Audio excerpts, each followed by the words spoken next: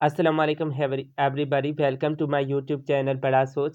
तो आज जो हम टॉपिक आपके साथ डिस्कस करेंगे वो है क्रिटिकल डिस्कोर्स एनालिसिस।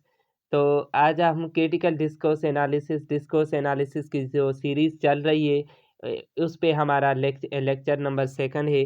तो इस लेक्चर में हम क्रिटिकल डिस्कोर्स एनालिसिस को समझेंगे, उसकी इम्पॉर्टेंस देखेंगे, उसकी डेफिनेशंस और उसके यूजेजेस और मटेरियल्स। तो चलिए हम अपनी वीडियो को स्टार्ट करते हैं। पहले हम क्रिटिकल डिस्कोर्स एनालिसिस को समझते हैं। डिस्कोर्स क्या है कि स्पीच है, डिबेट है, कम्युनिकेशन है, उसे डिस्कोर्स कहते हैं। ये एक ऐसा अमल है, क्रिटिकल डिस्कोर्स एक ऐसा अमल है जिसमें हम डिस्कोर्स कर रहे होते हैं किसी भी स्पीच का, डिबेट का, उसके डिफरेंट डिस्कोर्स डोमेन्स में। डिस्कोर्स डोमेन क्या हो सकते हैं? वो पॉलिटिकल हो सकते हैं, रिलीजियस हो सकते हैं, सोशल, कल्चरल, साइंटिफिक, इकोनॉमिकल। तो कोई भी एस्पेक्ट हो सकता है, कोई भी डोमेन हो सकता है। उस डोमेन में हम जब कम्युनिकेशन को एनालाइज करें, उसका बियॉन्ड कॉन्टेक्स्ट मीनिंग देखें, तो उसे हम क्रिटिकल डिस्कोर्स एनालिसिस करते हैं। इसमें हम हिडन मीनिंग जो किसी भी टेक्स्ट का, स्पीच का होता है, उसको निकालने की कोशिश करते हैं। ये हमें मदद करता है कि हम सोशल रिलेशन को समझने में, सोशल प्रॉब्लम्स को समझने में, जो स्पोकन लैंग्वेज में भी हो सकते हैं, रिटिन में भी हो सकते हैं, उसको समझने में क्रिटिकल डिस्कोर्स एनालिसिस हमारी मदद करता है।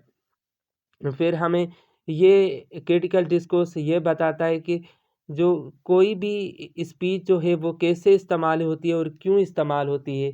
जब कोई भी बंदा बोलता है, फॉर एग्ज़ाम्पल जब हम former prime minister of Pakistan थे, शहीद ज़ुल्फ़िकार अली भुट्टो, जब वो बोलते थे तो उसकी तकरीर से बहुत लोगों ने मुतासिर होते थे, बहुत लोगों ने अपनी जानें भी गँवा दी। यानी उसका इतना बोलना था। ये जो लैंग्वेज थी, ये लैंग्वेज का पावर था, ठीक है? लैंग्वेज की वजह से लोग उसके दीवाने बन चुके थे, तो उन्हें अपनी जान की परवाह नहीं थी। तो ये क्या था? ये यानी कौन-सी लैंग्वेज इस्तेमाल होती है जिसकी वजह से जो सोसाइटी में रिलेशनशिप जो हैं, वो बिगड़ जाते हैं। और कौन-सी लैंग्वेज इस्तेमाल होती है, क्या टूल्स और किस तरीके से पोलाइटनेस आती है, तो लोग किसी भी लीडर के, किसी भी आदमी के दीवाने बन जाते हैं। उसका फ्रेंड सर्किल जो है किसी का बढ़ जाता है और किसी का कोई दोस्त भी नहीं होता। ये किस वजह से होता है? तो ये क्रिटिकल डिस्कोर्स एनालिसिस हमारी मदद करता है, हेल्प करता है इसको समझने में। तो सोसाइटी में अमन-अमान कैसे कायम रहे। तो लैंग्वेज को इस्तेमाल करते हुए लोग कैसे जो है, आपने देखा होगा कि वीसी वगैरह जो लोग रखते हैं, तो कैसे लोग उनके साथ जो बातें-चीतें करते हैं और फिर फ्रॉड करके चले जाते हैं। ये लैंग्वेज का ही इस्तेमाल है ना।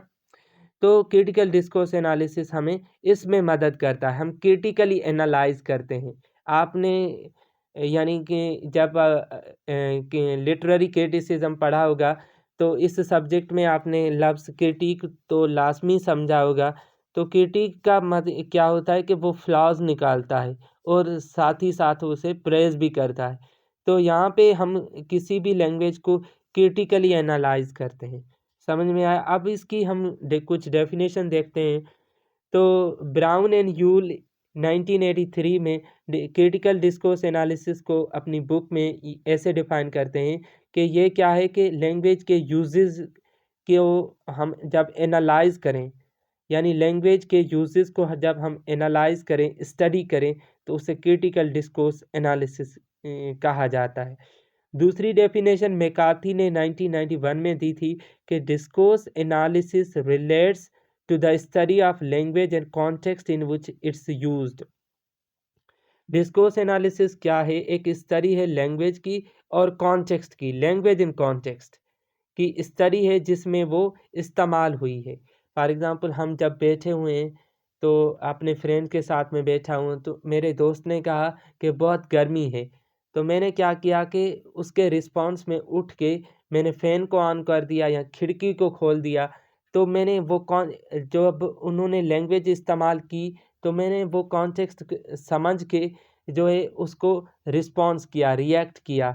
तो ये लैंग्वेज के ही वजह से हुआ, उसके इस्तेमाल से ही ये एक्शन जो है मुमकिन हुआ। तो इसे हम क्रिटिकल डिस्कोर्स एनालिसिस कहते हैं।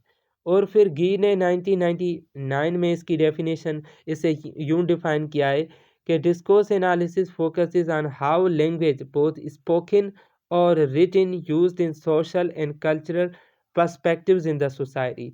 कि लैंग्वेज जो बोथ स्पोकन और रिटन कैसे सोशली और कल्चरली किसी सोसाइटी में इस्तेमाल हुई है, तो को उसे हम क्या कहते हैं, क्रिटिकल डिस्कोर्स एनालिसिस कहते हैं। ठीक है, अब हम इसको देखते हैं कि क्रिटिकल डिस्कोर्स एनालिसिस के यूजेजेस क्या हैं, उसके कौन कौन से इस्तेमाल हैं, उसके कौन कौन से फॉर्म्स हैं, इसको हम देखते हैं। क्रिटिकल डिस्कोर्स एनालिसिस जब भी हम कर रहे होते हैं दोस्तों, तो इसका मतलब ये होता है कि हम उसका फंक्शन देख रहे हैं और उसकी मीनिंग देख रहे हैं कि मुख्तलिफ कॉन्टेक्स्ट में कैसे जो मीनिंग होती है वो डिफरेंट क्रिएट होती है। अगर ईस्टर्न सोसाइटी में देखें तो एक मीनिंग, और वेस्टर्न सोसाइटी में देखें तो उन लफ्ज़ों की दूसरी मीनिंग्स, उन सैम्बल्स और साइंस की दूसरी मीनिंग निकाली जाती है। ये कैसे होता है, वो क्रिटिकल डिस्कोर्स एनालिसिस में हम एनालाइज करते हैं, समझते हैं। तो इसके फॉर्म्स जो हैं, ये रिटन में भी होता यानी होता है, ये ओरल में भी होता है, वर्बल में भी होता है, नॉन वर्बल में भी इसका फॉर्म एग्जिस्ट करता है। अब हम देखते हैं कि अगर हम क्रिटिकल डिस्कोर्स एनालिसिस किन किन चीज़ों पे किया जाता है, उसका मटेरियल क्या होता है, तो कुछ इसके मटेरियल्स मैंने 8 लिखे हैं। तो पहला, हम इंटरव्यूज़ पे क्रिटिकल डिस्कोर्स एनालिसिस करते हैं, सोशल पोस्ट पे, फोरम्स पे, websites, newspaper, advertisement, government documents, Pericles and brochures. ये जो मटेरियल्स मैंने जितने मेंशन किए हैं, इन पे हम क्रिटिकल डिस्कोर्स एनालिसिस करते हैं। तो आप, मुझे उम्मीद है कि आपको ये सारी चीज़ें समझ में आई होंगी।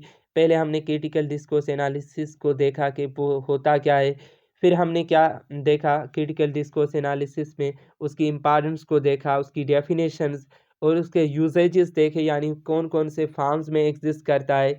फिर हमने लास्ट में इसका मटेरियल्स देखा। अगर हम क्रिटिकल डिस्कोर्स एनालिसिस करना चाहें तो उसके लिए हमें कौन कौन सा मटेरियल जो है दरकार होगा, उसकी ज़रूरत होगी। तो ये मटेरियल्स हम इंटरव्यूज़ पे कर सकते हैं, सोशल पोस्ट पे। मुझे उम्मीद है कि आपको ये लेक्चर समझ में आया होगा। और नेक्स्ट वीडियो आप किस टॉपिक पे देखना चाहते हैं, तो आप कमेंट सेक्शन में ज़रूर बताएं। यहीं पे हमारा लेक्चर एंड होता है। तो see you in the next video. Hopefully you enjoyed this video.